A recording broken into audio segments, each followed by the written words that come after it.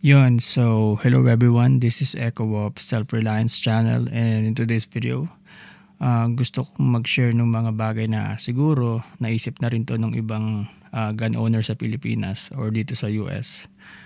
Yung sana alam mo na yung concept na yon or yung factor na yon bago ka pa bumili ng pistol mo, or hindi ka sana nagsayang ng pera at ng oras kung alam mo na yung mga dapat mong bilhin na talagang gagamitin mo. Kaya nung minsan sinabi ko nga sa usapan namin nila Orville ng TAC Hub Philippines at ni Tio, importante talagang alam mo kung ano yung path na tatahakin mo once na bumili ka ng baril eh. It's either na mag sports shooting ka, bumili ka ng baril for the sake na may papag-usapan kayo pag may bisita ka, just a piece of conversation, or bumili ka ng baril and mag-training ka for self-defense or kumuha ka ng defensive gunfighting course. So, but anyway, bago ko makalimutan, gusto ko nga palang i-shoutout si Tio at magpasalamat sa t-shirt. Ito, instructor shirt na bigay niya. So, ito yung 2.0. Yan.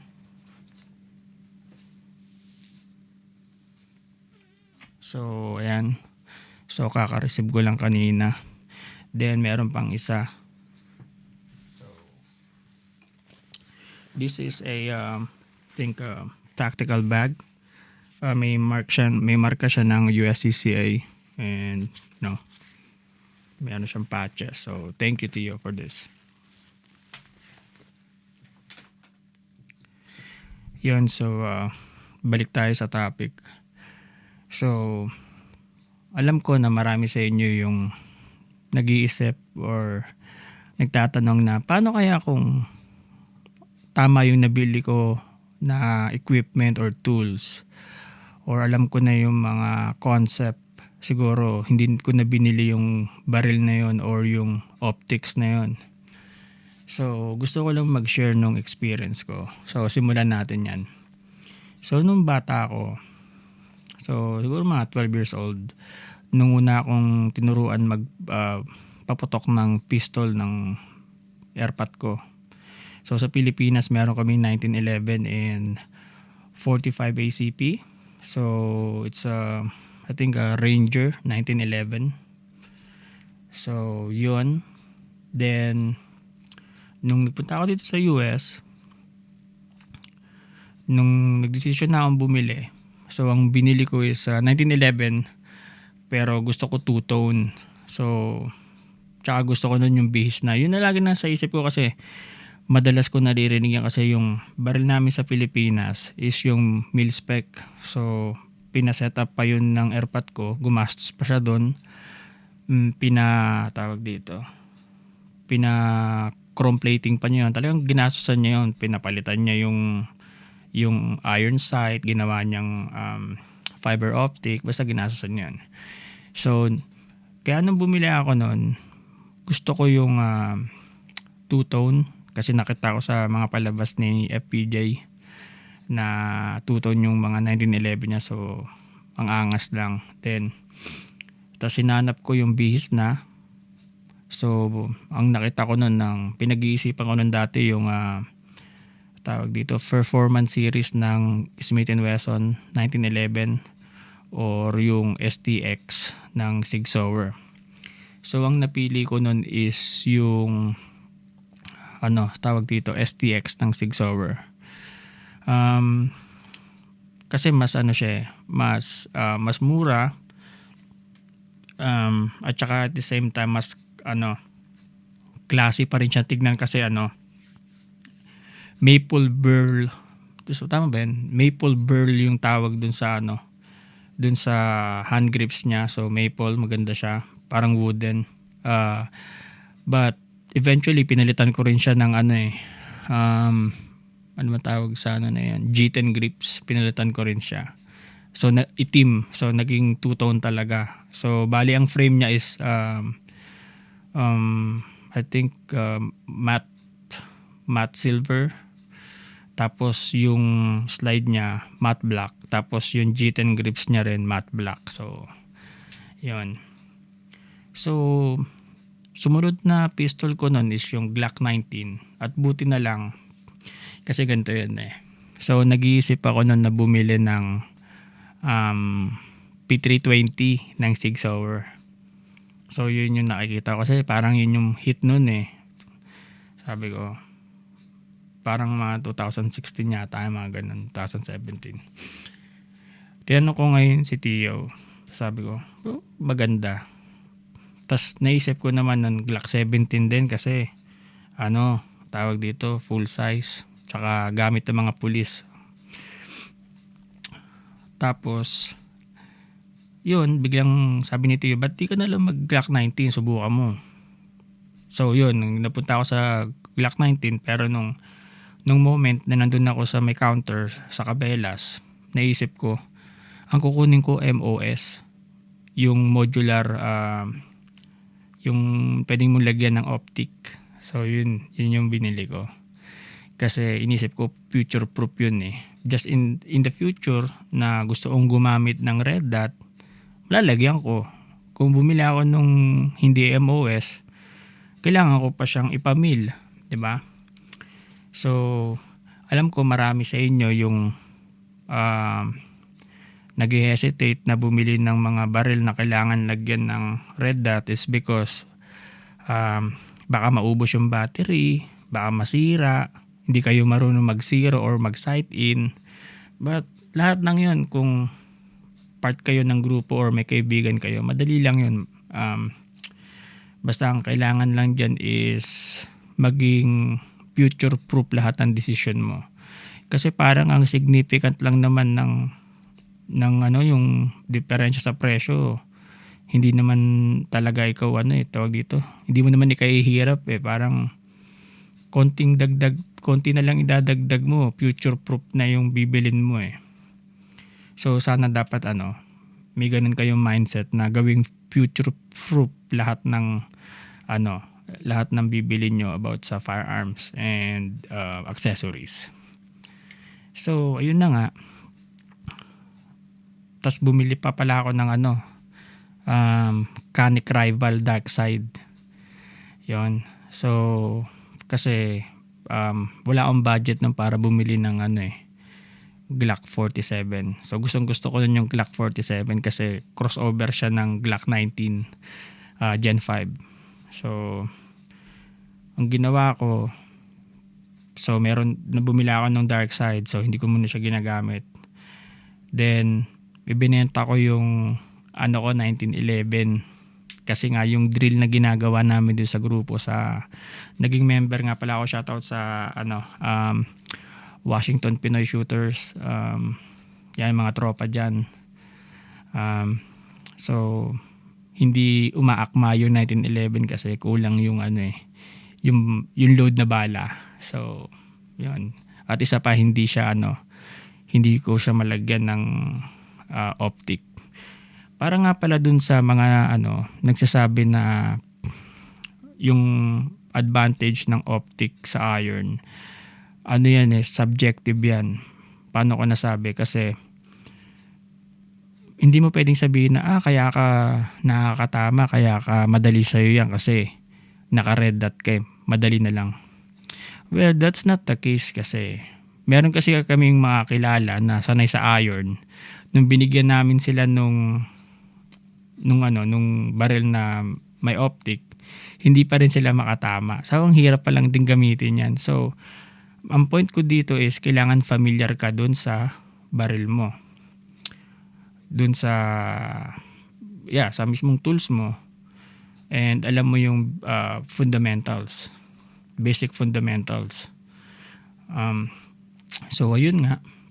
Then, dumating sa point na hindi ko na nagagamit yung... So, yun na. Meron na akong Glock 47. Tapos may Glock 19 na ako. So, crossover na siya. So, pwede siya maging Glock 45. Pwede siya maging Glock 49, Glock 19, and Glock 47 kasi crossover nga. Dumating sa point na hindi ko na nagagamit yung Canik Rival Dark Side ko. So, nagdesisyon na rin akong ibenta. Yun kasi dahil tumutulong nga ako dito, kakanta kami ng training sa D5 Rubicon. So ayun, so more on defensive gunfighting. Glock ang ginagamit ko kasi yun yung nagsusuit dun sa purpose or dun sa tinitraining ko eh. So ayun, pagdating naman sa AR-15, ang masasabi ko lang dyan is unahin nyo muna yung magandang optic. I mean, kung wala kayong pera, iron sight is okay. Pero kung mas maganda may optic kayo pagdating sa AR-15. Tsaka, kasi nung nakikita ko, hindi ako nagagandahan dun sa sa naka full rail na handguard. Yung pwede kang magsiklam. Ang unang-una ko talagang gustong maging AR, pero tawag dito, medyo may kamahalan nun, is yung may A2 sight. Kasi marami akong nakita noon na kapag yung gas block mo hindi nakapinned, so may tendency umikot yung gas block or mawala yung proper index, so hindi magsa-cycle. So yung merong A2 sight, napakaganda niya para sa akin. Tapos lalagyan mo siya ng lower 1/3 para kahit na kasi marami nagsasabi katulad nung iba na paano pag nasira yung red dot mo, yung RDS mo, so wala ka na. So kapag ka naka lower 1/3 ka, kita yung mismong tawag dito, yung peak nung front sight mo, then yung sa likod kita siya dun sa window ng red dot mo, so lower 1/3. So nakita ko yun sa mga law enforcement. But anyway, so ayun nga. Tapos pagdating naman doon sa dami kong magpull, na grips, stocks, ano pa ba? Basta marami akong stock and ng magpull. Kasi gusto ko yung tawag dito, mahanap yung tawag dito, yung magandang angle doon sa grip. Pero just recently, dahil nga nagtitraining na kami, so naisip ko na when you just stick on your weapon and just know, keep on training. So yun nga, I would say na fortunate lang na si Tio nag-conduct ng training dito from Florida after niyang mag-retired from US Army Green Beret. So yeah, so and I'm so happy na i-share niya yung knowledge sa mga ibang kababayan dito sa Washington. At yung iba talaga sobrang na-amaze ako kasi nakita ko yung progress na ng mga estudyante na wala talaga, zero talaga yung knowledge nila pagdating sa barrel. Then napaka-tight na ng grouping nila ngayon, halos yung consistency halos nagiging bumubutas na siya talaga, parang nagkikihole na yung tama So yeah, masaya ako. Napaka-fruitful nung mga effort na ginawa ng D5 Rubicon dito sa Washington. Kahit hindi siya profitable, ang importante dun yung nabuong camaraderie and yung experience na pinagsaluhan ng mga fellow Filipinos dito sa Washington State. So yun lang, masaya lang. Then hopefully next year magkaroon uli. I think meron pang siguro yung carbine class na advance or yung 2, yung level 2. Yun. So yeah, sana kung doon sa mga bibili is alam nyo na yung landas na tatahakan nyo or yung plano nyo pag nagkaroon kayo ng baril. kung magko-competition pa kayo, so mas makakatipid kayo dun eh. So mabibili nyo agad yung nararapat na accessories. Siyempre yung barrel, 'di ba? Kung ako, halimbawa ako, napagpasyahan ko nun, alam ko na gusto ko mag-competition, siguro baka ang binili kong barrel imbis na yung STX na 1911, baka CZ Shadow 2 ako nun. So baka ganun, dun yung naging path ko nun. Pero kasi ang nanaig sa akin is yung pagkabata ko, kung anong unang pistol na iputok ko. So nauwi ako sa 1911, which is I think it's cool, pero syempre sana ginamit ko na lang yung pambili ng para dun sa purpose ko. So pinambili ko na lang ng halimbawa Glock 17 na Gen 5 MOS or Glock 34,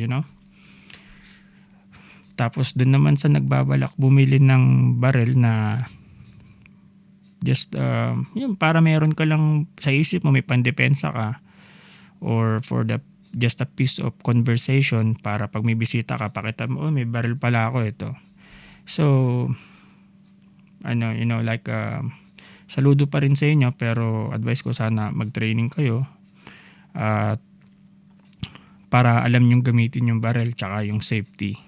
Kasi yan perishable, and then at the same time, the more na hindi ka nakikihalubilo sa mga taong may barrel, minsan nakakalimutan mo yung proper mindset Yung proper mindset. Then doon naman sa mga bumili ng barrel for self-defense na handang mag-training, ako, sobrang props sa inyo.